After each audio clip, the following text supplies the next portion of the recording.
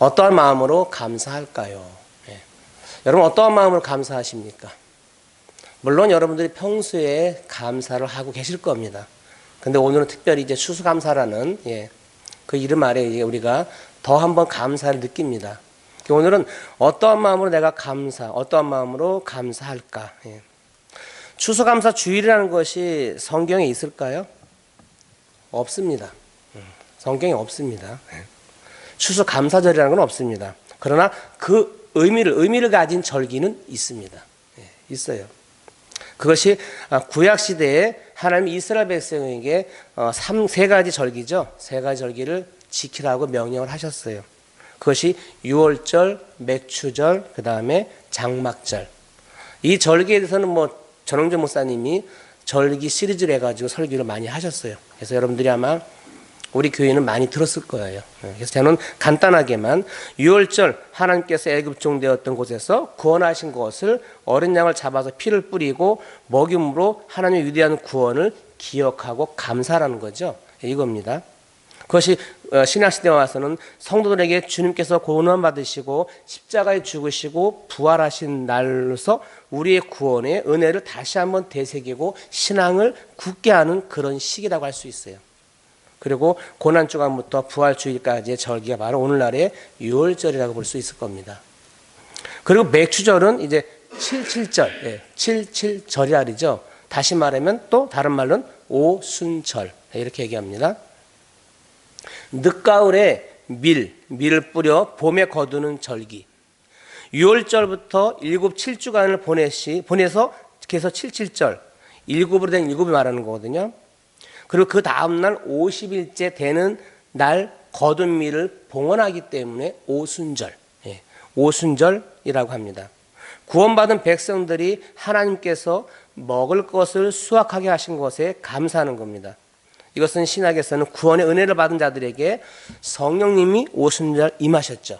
임하셨고 교회가 바로 탄생한 바로 오순절. 교회가 탄생을 했고요. 이 또한 크게 우리가 감사할 겁니다. 그리고 이제 마지막으로 장막절. 장막절 7일 동안 광야에 초막을 짓고 거주하면서 이 절기를 지킵니다. 출애굽 후 가나안 땅에 이르기까지 이스라엘 백성들이 광야 생활을 지나면서 영육간에 인도하시고 보호해 줬을 뿐 아니라 가을에 토지의 소산을 수확할 수 있도록 복 주신 하나님의 은혜를 감사하면서 기념하는 바로 절기입니다. 오늘날 추수감사절과 딱 맞는 절기라고 할 수 있겠죠. 자, 우리가 지난 시간을 가만히 뒤돌아봅니다. 그러면 가만히 지난 많은 시간을 생각해 보면 하나님께 감사할 것이 많습니다. 그렇지 않습니까? 많을 겁니다. 많아요. 그 모든 크고 작은 일들이 당연한 것은 아니에요. 복음성의 가사도 있지만 당연한 것이 아니라 다 하나님의 은혜라는 겁니다. 그런 생각을 우리가 가져야 할 것이고요. 우리가 살아 있어서 무언가를 우리가 생각하고 또 어떤 일을 우리가 상상하는 것에서부터 일어섬과 눕고 이 작은 모든 것이 전부 다 주님의 은혜임을 고백해야 합니다. 감사할 수 없는 사람, 감사할 수 없는 사람이 가장 불행한 사람이란 말을 합니다. 왜냐하면 감사할 수 없는 인생은 하나님이 없는 인생이기 때문이라고 해요. 하나님은 절기를 명령하시면서까지 우리가 감사하기를 바라십니다. 사실 추수감사절은 사실은 우리하고는 안 맞습니다. 그렇죠? 안 맞아요.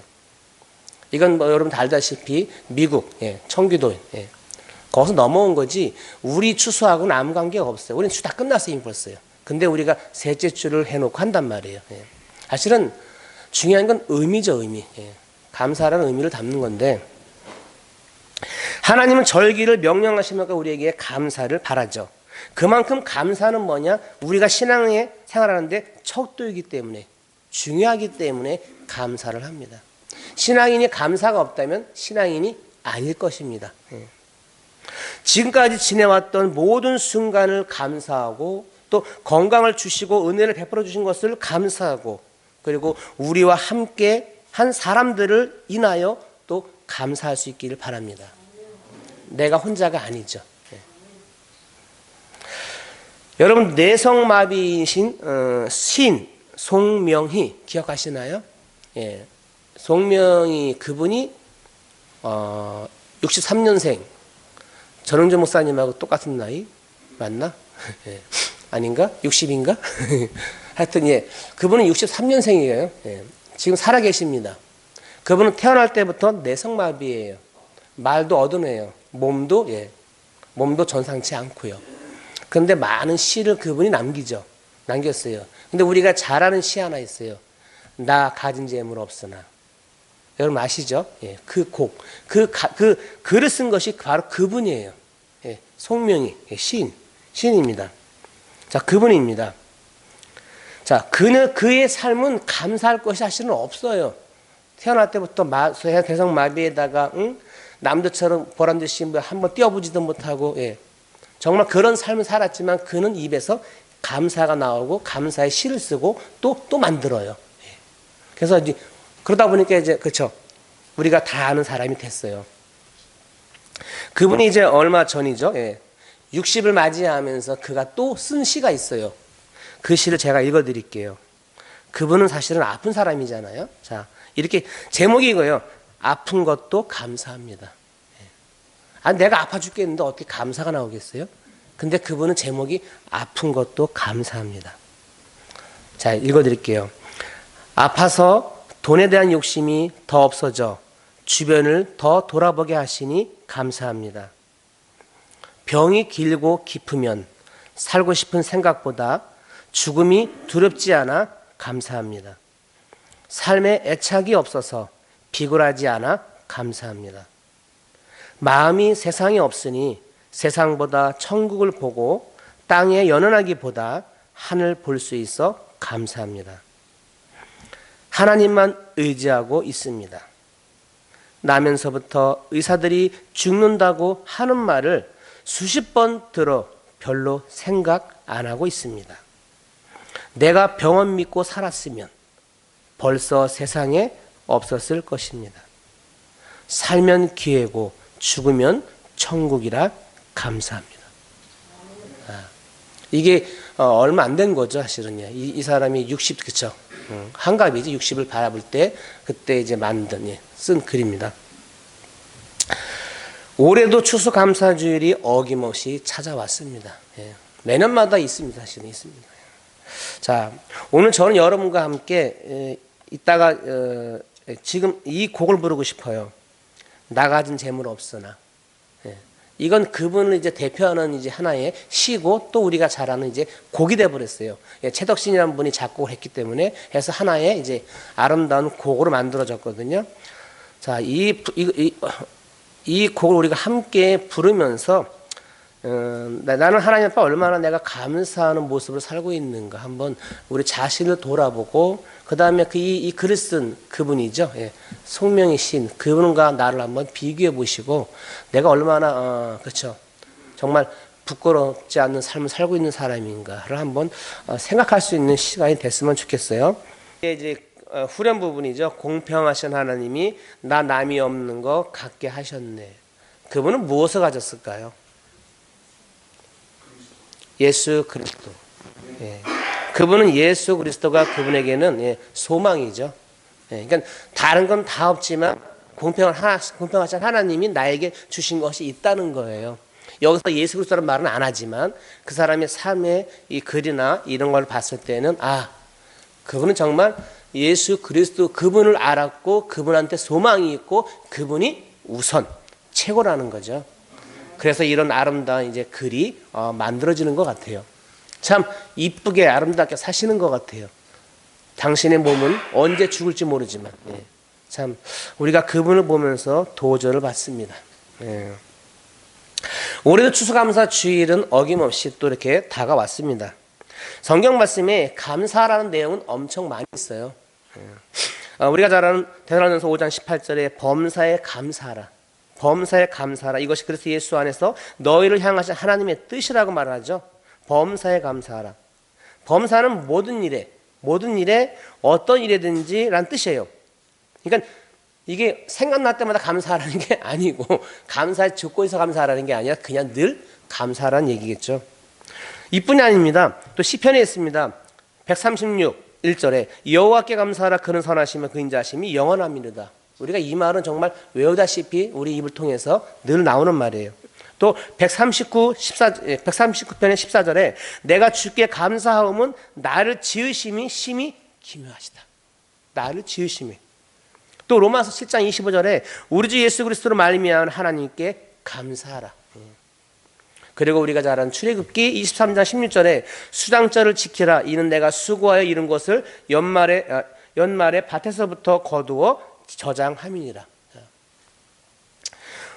올해도 1년이 저물어가고 있습니다. 1년을 지켜주신 하나님의 은혜를 우리가 돌아볼 수 있기를 바랍니다. 나는 모르고 무심코 넘어갔지만 하나님의 은혜가 아니었으면 큰일 날 뻔했던 일들이 수없이 있을 겁니다. 있죠? 저도 있었어요. 고속도로 달리는데 새덩어리 날라왔는데 저 앞으로 날라오는 거예요. 핸들 꽉 잡았어요. 근데 이렇게 오지 않고 옆에 유리를 쳤어요. 여러분 순식간에 벌어져요. 그렇죠? 누가 생각했어요? 안 했어요. 갑자기 그러니까 어떤 차가 가면서 바닥에 있는 걸 툭 친 거야. 그냥 날라오는 거죠. 저는 달리고 있었고 아차하면 정말 엄청난 일은 일어나는 겁니다. 이뿐 아니라 하나님의 은혜가 지금 이 시간까지 우리를 지켜주시고 인도하셔서 이 자리에 감사로 예배 드릴 수 있다는 거 감사하십시오. 지나온 시간을 보십시오. 전에도 그랬고 어제도 그랬기에 오늘도 같을 거라는 의미 없게 생각합니까 여러분? 이게 우리가 생각하고 있는 거예요. 어제 이상 없었어, 오늘 이상 없어, 내일 이상 없을 거야.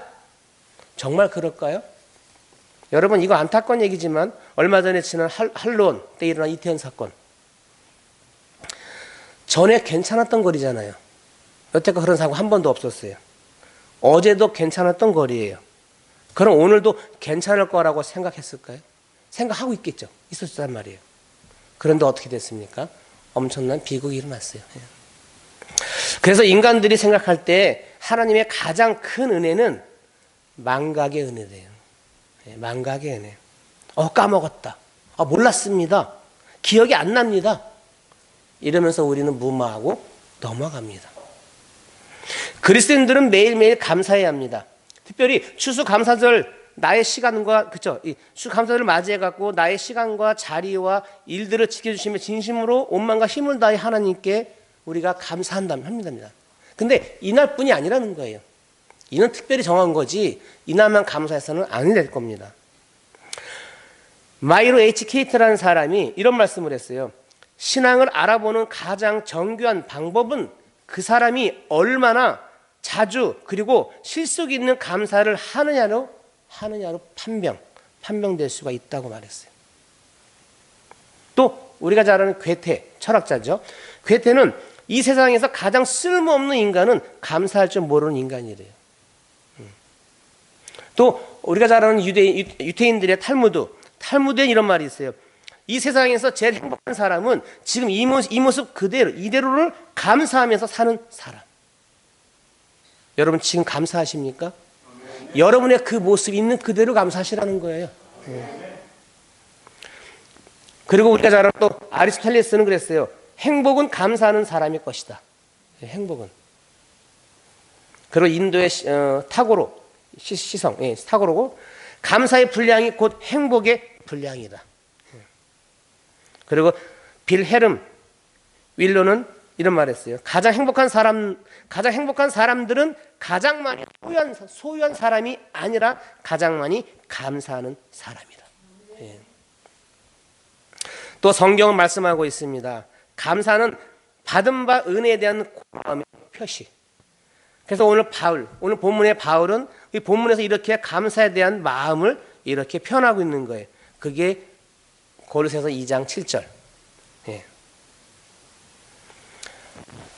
그 안에 뿌리를 박으며 세움을 받아 교훈을 받은 대로 믿음에 굳게 서서 감사함을 넘치게 하라. 믿음 안에서, 그 안에서, 주 안에서 벗어나지 말고 그 안에서 계속 뭡니까? 믿음에 굳게 서가면서 계속 감사를 넘치게 계속 나가라는 얘기잖아요. 이게 우리의 태도를 말하는 거예요. 감사절, 영어로 뭡니까? 감사절이 여기 있네요. 여기 있죠. 땡큐가 아니라 땡기빙 데이. 예. 여기 감사절이에요. 여기 영어로. 예. 감사는 드리는 것.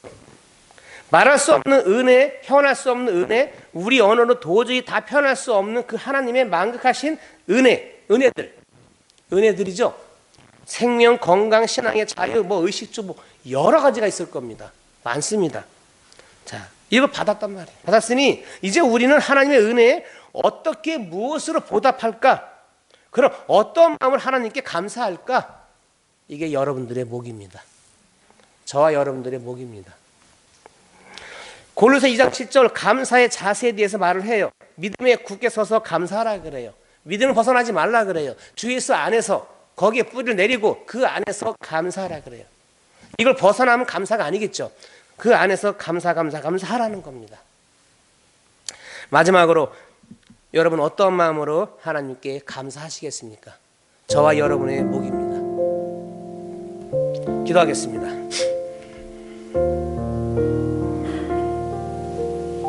하나님, 우리가 감사할 이유, 조건들이 너무나 많습니다. 하나님, 우리가 믿음에 굳게 서서 거기에 뿌리를 내리며 또 말씀대로, 교훈대로 우리가 흔들리지 않고 날마다 감사함을 넘치게 해나가는 하나님의 자녀가 되게 하여 주옵소서. 늘 변함없는 모습으로 살아가는 우리가 되기에 주옵소서. 늘 변함없는 모습으로 감사하고 매일매일 감사하고 범사에 감사할 수 있는 정말 진정한 하나님의 자녀 그리스도인들이 될 수 있도록 이끌어 주옵소서. 감사드리며 예수님의 이름으로 기도하옵나이다. 아멘.